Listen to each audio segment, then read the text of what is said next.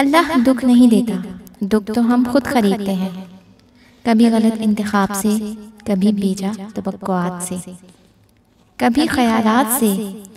अल्लाह तो बस आजमाता है और वह अपनों को ही आजमाता है कि मेरा कौन कितना है, कौन मोहब्बत के दावे में सच्चा है। और पता है अगर अल्लाह हमें खुद से करीब करने के बहाने ना बनाए, गो हमारे और अल्लाह के दरमियान मीलों के फासले आ जाएं। उसका आजमाना भी मोहब्बत है।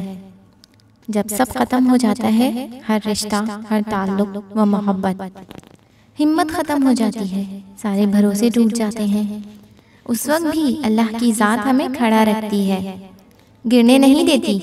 अपना भरोसा, अपना यकीन है, दोबारा से जीना सिखाती है, अपना एहसास दिलाती है।